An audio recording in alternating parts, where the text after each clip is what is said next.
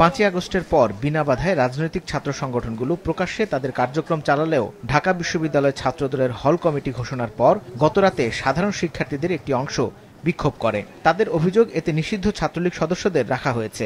পরে বিশ্ববিদ্যালয়টির ভিসি হলে ছাত্র রাজনীতি বন্ধের ঘোষণা দেন। একে ইতিবাচক হিসেবে দেখছেন শিক্ষার্থীদের অনেকে।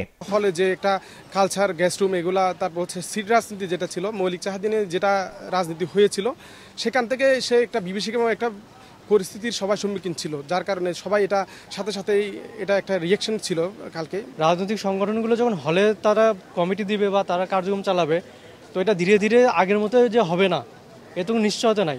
বসুন্ধরা টিস্যু, অশুদ্ধতার বিরুদ্ধে এক বিন্দুও ছাড় নয়।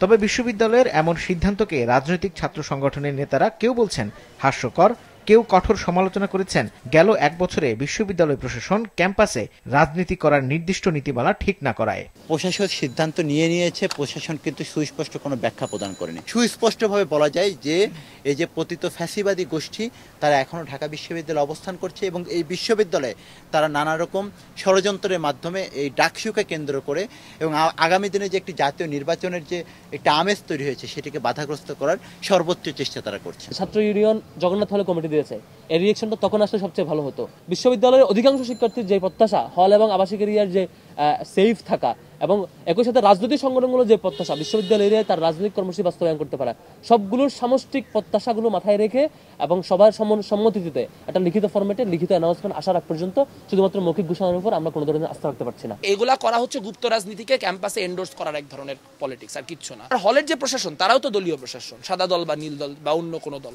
তারাও দলীয়, হয় বিএনপি নয় জামাত। এর মধ্যে দিয়ে তো আসলে কোনো স্থায়ী সমাধান হলো না, বরং এমন একটা সমাধানের চেষ্টা হলো যার মধ্যে দিয়ে বিশ্ববিদ্যালয়ে একটা ক্ল্যাশের পথ খোলা হয়ে গেল এবং যার মধ্যে দিয়ে সহাবস্থানের যে রাজনীতি, সেটাও নষ্ট করা হলো।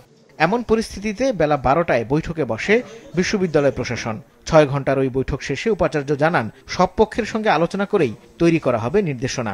17 জুলাইয়ের আলোকে যে সমঝোতাটা হয়েছিল, সেটা আমরা এখন বাস্তবায়ন করতে চাই। এটাই ছাত্রদের জনদাবি। আমাদের যে কর্মপন্থা নির্ধারণ করতে হবে, এটা অনেক খুঁটিনাটি বিষয় আছে, আইনগত বিষয় আছে, হল পর্যায়ে যখন রাজনীতির রূপরেখা কেমন হবে ডাকসুকে কেন্দ্র করে, সেটা একটা বিবেচনার বিষয় আছে।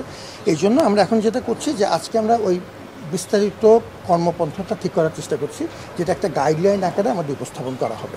প্রশাসন আপাতত হলে রাজনীতি নিষিদ্ধ করলেও তা কতদিন টিকে থাকবে সেটি নিয়েও শঙ্কা জানিয়েছেন অনেক শিক্ষার্থী ও ছাত্র নেতারা। মাহমুদ কমল, মাছরাঙা সংবাদ, ঢাকা।